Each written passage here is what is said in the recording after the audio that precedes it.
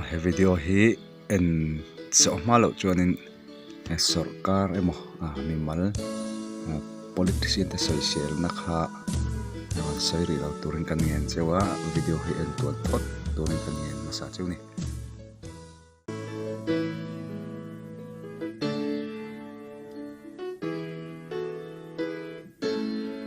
Honorable Deputy Speaker, Engineer Larinoma, kan lau lo mace, kota mi putan kan lau hua ka, kuna hian, school no pang tenen. bial tu me la Thì bây giờ kan rồi hela ma hian party. ani chu kan khumi po hit NGO sang sang to tu ra kan ngai ni party le pang party. Kan lau plan don che ni. Engineer Larinoma, kan lau lo che ni. Hela ma hian party, kan lau plan don che a.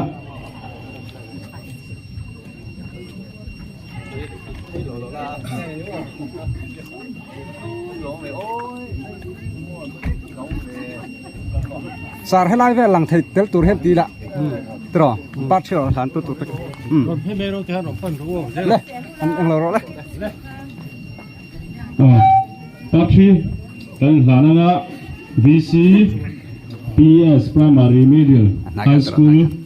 MZP UM MHP MUP MNF Congress JPM le GSA heng list song pathum te hian party kan lana kan lan zo pi kha ku kan lo beng do ni school no pangtin an khan to tu la VC tagin party lan tu ku khaben ja PS ani hin no pang dewa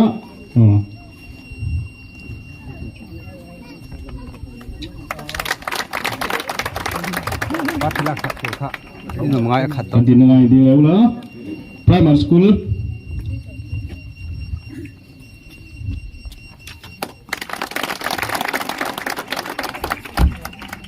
middle school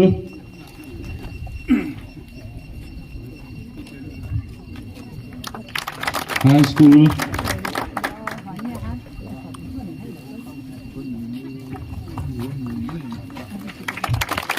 MZP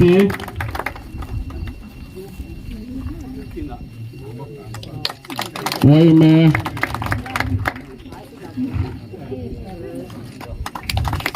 MHCP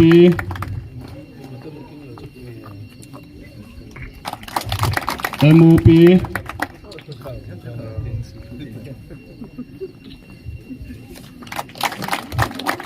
MNF unit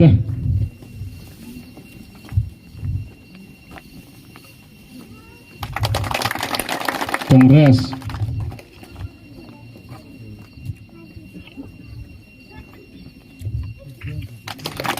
ZPM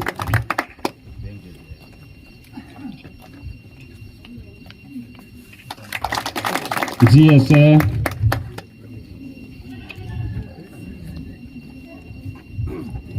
khang ka khang party kan lom zia en tin nan kan lana ti khan kan lut phayanga le ole video tir lama kan soi tong khan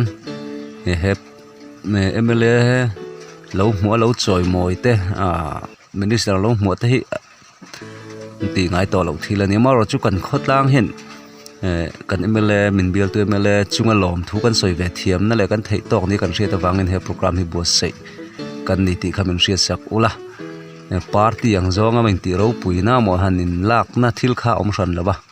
tuna program bo sei hi tuipam le volleyball court bial tu MLA na fan mangamin pek le min siam sak lom na program bul tran na ni a MLA chunga lom thu kan soi ve thiam na le kan phak ang tok ni kan hria ta wang he program hi bo sei kan ni ti kharset min lo hria sak ta ula tuna kan VC te hi party sang sang an nia MNF pon ni san palem lo ni program bul tum tu po hi kan VC te hin ni an ni hen khotlang an ngai tu a kan bial tu MLA hen khotlang min mangaya chuwang chuan hete ang thilmin ti sak kan lom em maya chuwang chon lom thu soinan ti in he a hon program hi bua sein kan lom mo kan ti te khamin hria sak ta ula kan du kan chu kan soi lai du ani